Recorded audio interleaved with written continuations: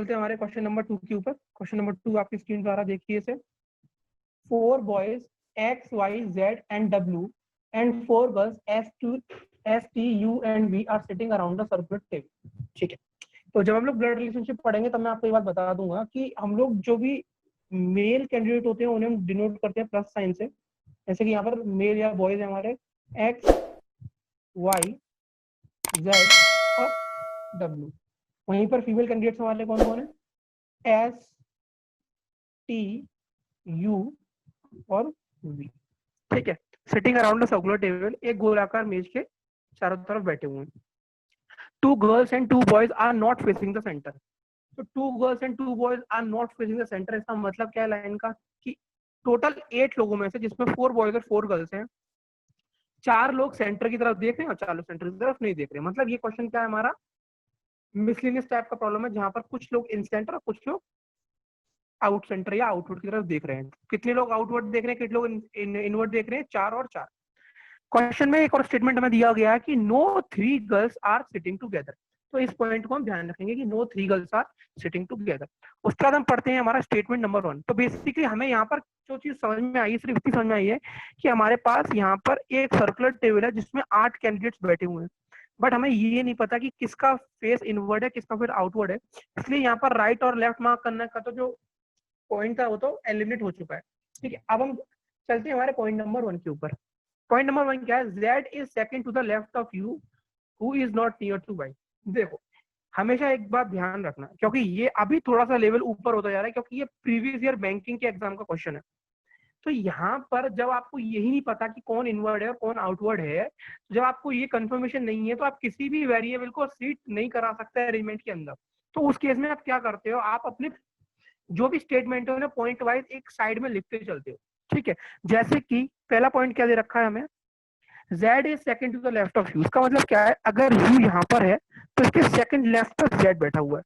ठीक है, आप हम लोग हमेशा अपने हिसाब से मार्क करते हैं राइट और लेफ्ट। उसके बाद जो भी कंडीशन दी जाएगी हमें उस क्वेश्चन में देख लेंगे। ठीक है, तो Z is second to the left of U who is not near to Y। तो यहाँ पर कौन नियर टू Y नहीं है? तो U और Y एक दूसरे के पड़ोसी नहीं है, ऐसा क्वेश्चन कह रहा है हमसे।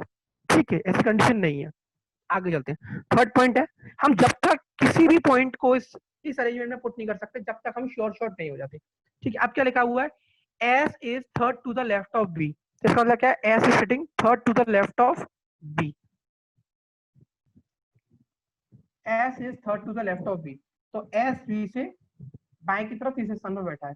And one of them is not facing the centre. इसका मतलब क्या है कि फोर्थ पॉइंट में यहाँ पर लिख लेता हूँ ऊपर। इसका मतलब ये है कि S और V दोनों अपोजिट डायरेक्शन में देख रहे हैं। इसका मतलब क्या है कि एक जना अगर सेंटर में देख रहा है, एक जना आउटवर्ड देख रहा है। ठीक है, ये पॉइंट हमें लिखने आने चाहिए कि किस तरीके से हम डाटा को पढ़कर उसको किस तरीके से हम एक रफ या फिर साइड से लिख रहे हैं। ऐसा नहीं है कि आप कैसे भी लिख लो और वापस से आप पूरा लिखने का आपको क्वेश्चन पढ़ना पड़े कि आपने लेफ्ट मार्क किया है या राइट मार्क किया है। तो आप जो भी यहाँ पर मैं जिस चीज को जिस तरीके से डिनोट कर रहा हूँ उस चीज का ध्यान देना, क्योंकि आके जब बैंकिंग लेवल पर आप जाते हो ना तो पजल का जो डिफिकल्टी लेवल है वो इस तरीके से ही उस डिफिकल्टी लेवल को हम कवर करते हैं, जहां हम डाटा को अपने इस तरीके से एनालाइज करके साइड से लिखते हैं जहां खुद समझ पाए हो। ठीक है, थर्ड पॉइंट क्या लिखा है वो देखते हैं। X is third to the right of Y who is facing the centre. यहाँ पर हमें पहला फुल प्रूफ मिला है कि X is third to the right of Y who is facing the centre, मतलब Y सेंटर की तरफ देख रहा है। तो यहाँ पर अब मैं इसको पुट करना शुरू कर सकता हूँ। क्या Y को यहाँ बैठा लेता हूँ और Y मेरा सेंटर में देख रहा है, मतलब Y का राइट इस तरफ। और क्या बोल रखा है? X is third to the right of Y। तो Y के रेस्पेक्ट में तो मैं X को प्लेस कर सकता हूँ। ठीक है, तो X आपका यहाँ पर आ गया। ठीक है, चलो अब आगे हमें क्या नेक्स्ट पॉइंट दिया है? T and W are facing each other and both are not near to Y and B। ठीक है, तो इस पॉइंट को मैं यहाँ लिख लेता हूँ। क्या पॉइंट है? T and W are facing each other। T and W are facing each other का मतलब आप समझो क्या होता है? T and W are facing each other, इसको आप इस तरीके से लिखो कि T is sitting opposite to W, क्योंकि T and W are facing each other का मतलब क्या हुआ? दोनों एक दूसरे के अपोजिट बैठे तभी तो एक दूसरे को फेस कर पाएंगे। एंड पॉइंट नंबर 6 हमारा यहाँ पर क्या है उसको हम लिख लेते हैं यहाँ पर। T and W are facing each other and both are not near to Y and B। इसका मतलब ना तो टी वाई का पड़ोसी है, ना तो टी वी का पड़ोसी है, ठीक है, ना डब्ल्यू वाई का पड़ोसी है, ना डब्ल्यू वी का पड़ोसी है। तो ये कंडीशन कभी भी नहीं बनेगी। ठीक, ये क्या किया हमने, पूरे डाटा को या तो हमारे अरेंजमेंट में रख लिया, नहीं तो हमने रफली उसको लिख लिया। अब हमें सिर्फ इसको इसमें पुट करना शुरू करना होगा। तो सबसे पहले हम देखते हैं हम क्या चीज कर सकते हैं। ठीक है, तो यहाँ पर देखते हैं कि T and W are sitting opposite to each other. इस पॉइंट को ध्यान से समझो। दो लोग अगर सर्कुलर टेबल में बैठे हैं और हमें बोला जाए कि T and W are facing each other, तो सर्कुलर टेबल में फेसिंग ईच अदर का मतलब क्या है कि दोनों सेंटर की दोनों अगर सेंटर की तरफ देखेंगे तभी तो दोनों एक दूसरे को फेस कर पाएंगे। अगर बाहर देख रहे होंगे तो वो फेस कैसे करेंगे। तो पॉइंट यहाँ पर दो निकल के आते हैं कि T and W are facing each other का मतलब क्या है, एक तो फेस इधर करने के लिए उन्हें अपोजिट बैठना पड़ेगा और एक दूसरे को फेस करने के लिए उन्हें सेंटर की तरफ देखना पड़ेगा। तो अब आप यहाँ देखो कि टी एंड डब्ल्यू को कहाँ प्लेस कर सकते हो। तो यहाँ पर पहले नंबर पे आप ये चीज देखो कि टी एंड डब्ल्यू यहाँ नहीं आ सकता क्योंकि यहाँ पर वाई है, तो अपोजिट टी एंड डब्ल्यू नहीं हो सकता। उसके बाद टी एंड डब्ल्यू यहाँ नहीं आ सकता, बेसिकली आपका ये अपोजिट पेयर चला गया और आपका ये अपोजिट पेयर चला गया। ठीक, उसके बाद टी एंड डब्ल्यू यहाँ पर आ सकता है, बट यहाँ पर ध्यान से देखो टी और डब्ल्यू दोनों ही वाई के पड़ोसी नहीं है, तो यहाँ पर भी ये अपोजिट पेयर नहीं बनेगा। तो सिर्फ एक ही पेयर बचता है टी एंड डब्ल्यू के लिए, वो है हमारा ये। तो इसका मतलब क्या है, या तो टी एंड डब्ल्यू आपका यहाँ पर आएगा या टी एंड डब्ल्यू आपका यहाँ पर आएगा, क्योंकि और कोई कंडीशन नहीं हो पा रही। ठीक है, और बाकी चीजों को मैं हटा देता हूँ। ठीक है, चलो अब हमारा इतनी चीज क्लियर हो गई, टी एंड डब्ल्यू को सिटिंग हमने कर दिया, तो यहाँ से इस वाले स्टेटमेंट को मैं यहाँ से रिमूव कर देता हूँ। ठीक है, अब क्या दिया हुआ है इसमें, S and V opposite to each other. अब हम देखते हैं यहाँ पर जेड और यू की कंडीशन के लिए।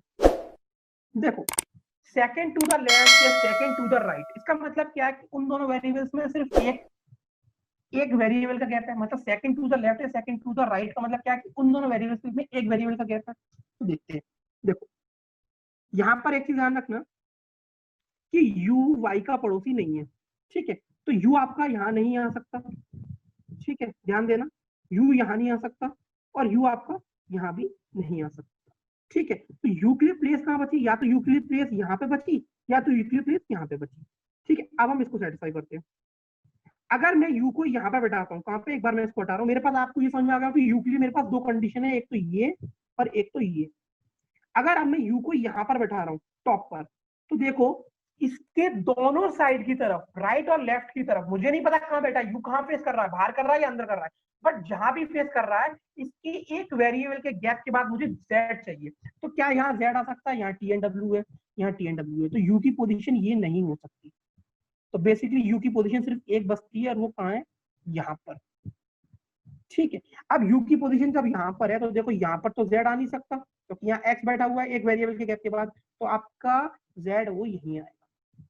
अब आप इसको मार्क कर सकते हो कैसे, क्योंकि आपको यू और जेड की पोजीशन बदल गई। तो क्या रखा, U is Z is sitting to the left of you. तो जेड यू के लेफ्ट कब होगा, ध्यान देना, अगर ये अंदर देखेगा बेटा तो ये राइट साइड होगा। तो इसका मतलब क्या हो जाएगा कि Z is sitting to the second right of you, but ऐसा नहीं है, क्वेश्चन में क्या है, second to the left of you. तो second to the left view करने के लिए मुझे यू को दिखाना पड़ेगा बाहर की तरफ, तब जाकर ये जेड क्या होगा, इसका कहां पर होगा, इसको मैं ढंग से मार्क करता हूँ एक बार। ये मेरा यू है यहाँ बैठा। ठीक है, अब क्या है, जेड इसके लेफ्ट में हो गया, तो मेरा ये पॉइंट भी क्लियर, ये पॉइंट भी यहाँ से क्लियर हो चुका है। ठीक, अब आप यहाँ पर ध्यान से देखो, पहली चीज हमें ये और मिल गया कि टी और डब्ल्यू फेसिंग इच अदर, तो ये दोनों लोग भी फेस इनसाइड की तरफ कर रहे हैं। ठीक है, तो बेसिकली हमें तीन इन सेंटर वाले मिल गए और हमारे इन सेंटर के चार है और आउट सेंटर के चार है। ठीक है, अब बात करते हैं हम एस और वी की। एस और वी, अभी मैंने क्या बोला था, अभी इसमें क्या दे रखा था कि S is sitting third to the left of V, या थर्ड टू द लेफ्ट या थर्ड टू द राइट होगा, तो उन दोनों वेरिएबल्स के बीच में दो वेरिएबल का गैप होगा। तो अब यहाँ पर हमारे पास सिर्फ दो ही प्लेस बची ना, या तो एस यहाँ आएगा या वी यहाँ आएगा, एस यहाँ और वी यहाँ। बट वी के लिए क्या दे रखा है कि वी और डब्ल्यू। ठीक है, अब हमें क्या करना है, एस और वी, और एस और वी अपोजिट देख रहे हैं। ठीक है, अब हम यहाँ देखते हैं, ये तो हमने, ठीक है, ओके, यहाँ पर देखो V और T भी पड़ोसी नहीं है और V और W भी पड़ोसी नहीं है। समझ में आया क्या पॉइंट है, हमें दिया हुआ है V और T और V और W दोनों पड़ोसी नहीं। तो अगर मैं यहाँ पर V को बैठाता हूं, ठीक है, तो V आपका यहाँ पर ना तो यहाँ पर T या W में से एक तो आएगा ही आएगा, तो V ना तो T का पड़ोसी है ना W का पड़ोसी है, इसलिए V यहाँ नहीं आ सकता। तो V आपका आएगा कहाँ पे, V आएगा आपका यहाँ पर और S आएगा आपका यहाँ पर। अब आप इसको इसके अकॉर्डिंग चले जाओ कि VS is sitting third to the left of V, तो ये पोजीशन को थर्ड लेफ्ट होना है V के। तो इसके लिए V को कहाँ देखना होगा आपको, देखो V अगर बाहर की तरफ देखता है तो S इसके राइट साइड की तरफ होगा, अगर V अंदर देखता है तो S इसके लेफ्ट साइड की तरफ होगा। इसका मतलब हमारे पास जो इन सेंटर है वो कौन कौन है, V, मैं उसको अलग मार्कर से मार्क कर लेता हूँ, जो इन सेंटर की तरफ देख रहे हैं वो है आपका V, वो है आपका T या W में से कोई, दोनों ही है, मतलब बेसिकली T और W, और हमारा क्या है Y। इसका मतलब जो रिमेनिंग है, इसके अलावा जितने भी लोग हैं वो सब कहाँ देख रहे हैं, बाहर की तरफ। तो S आपका बाहर की तरफ देख रहा है, Z आपका बाहर की तरफ देख रहा है, X आपका बाहर की तरफ देख रहा है, और इसके बाद क्या बचा हुआ हमारा, एक बाहर, दो बाहर, तीन बाहर, और U हमारा चौथा बाहर है। ठीक है, अब हम बात करते हैं, हमें क्वेश्चन में एक पॉइंट और दिया हुआ था स्टार्टिंग में, उसकी बात और कर लेते हैं। क्या दिया हुआ था, ये सारे पॉइंट हमने कर लिए, इन्हें सबको हम काट सकते हैं, यहाँ से सब कट गए, सब कट जाएगा। हाँ, और एस और भी अपोजिट डायरेक्शन में देख रहे थे, तो एस और भी यहाँ पर अपोजिट डायरेक्शन में देख रहे हैं, एस बाहर देख रहा है और भी अंदर देख रहा है। अब बात करते हैं यहाँ पर मेल और फीमेल की। तो हमारे मेल क्या है, एक्स वाई जेड डब्ल्यू, तो ये हमारा मेल हो गया, तो मेल के आगे मैं लिख देता हूँ प्लस, वाई भी मेल है हमारा, तो वाई ये हो गया प्लस, उसके बाद जेड भी हमारा मेल है, तो जेड हो गया प्लस। ठीक है, और डब्ल्यू की पोजीशन पता नहीं, इसलिए हम अभी मेल फीमेल नहीं मार्क कर रहे हैं। हमारे फीमेल कौन कौन से हैं, एस फीमेल है माइनस, उसके बाद हमारा क्या फीमेल है, यू फीमेल है, और वी भी फीमेल है। ठीक है, अब एक बात देखो, आपका टी भी फीमेल है ना, तो बेटा अगर टी यहाँ पर आ जाता है तो यू वी टी तीन फीमेल साथ में बैठ जाएंगे, बट क्वेश्चन में बोला हुआ है कि तीन फीमेल साथ में नहीं। इसका मतलब क्या है कि टी आपका यहाँ नहीं आ सकता, इसलिए टी आएगा आपका कहाँ, टी आएगा आपका यहाँ पे, और जो इसके अपोजिट था कौन, डब्ल्यू आएगा यहाँ पे। तो डब्ल्यू आपका मेल हो गया और टी आपका फीमेल हो गया। ये पूरा का पूरा अरेंजमेंट आपके सामने बना हुआ है, इसको आप देखो। ठीक है, ये पूरा अरेंजमेंट बना हुआ है, कैसे बना हुआ है कि अगर मैं वाई से एंटी क्लॉकवाइज डायरेक्शन में जा रहा हूँ तो क्या, Y S T X V U W Z. ठीक है, आई होप आपको थोड़ा सा ये कॉम्प्लेक्स पजल था, क्योंकि अभी मैंने आपको इसे प्रॉमिस किया था कि हम धीरे धीरे लेवल अपना बढ़ाएंगे, और ये बैंकिंग लेवल का पजल है, बैंकिंग के किसी भी एग्जाम में आया होगा, मुझे एक्जैक्टली नहीं पता, बट ये बैंकिंग का पजल। आई होप आपको समझ में आया होगा, अगर समझ में नहीं आया हो तो फिर से वही बात बोलूंगा, इसको रिवाइंड करना। मैंने बहुत बहुत धीरे धीरे इसको एक्सप्लेन किया, क्योंकि मुझे पता है इसका लेवल अच्छा है। ठीक है, तो इसको आप वापस रिवाइंड करके देखना, और अगर समझ में नहीं आया तो कमेंट बॉक्स में कमेंट करके जरूर पूछना कि डाउट क्या है। ठीक है, और मैं कोशिश करूंगा कि इस टाइप के एक दो पजल आपको नेक्स्ट एक दो क्लासेस में और करा दूं।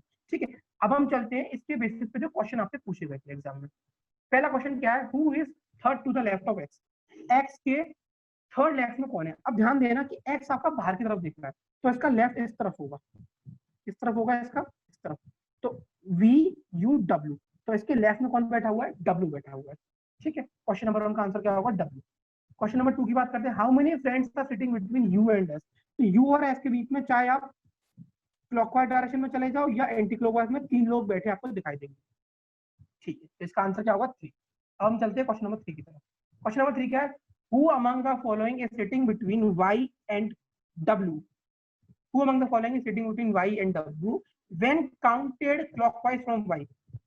तो आप y से clockwise काउंट करते हो तो कौन बैठा हुआ है इनके बीच में, z बैठा हुआ है। थर्ड का आंसर क्या हो जाएगा, z। ठीक है, आई होप आपको पता अच्छे से समझ में आया होगा।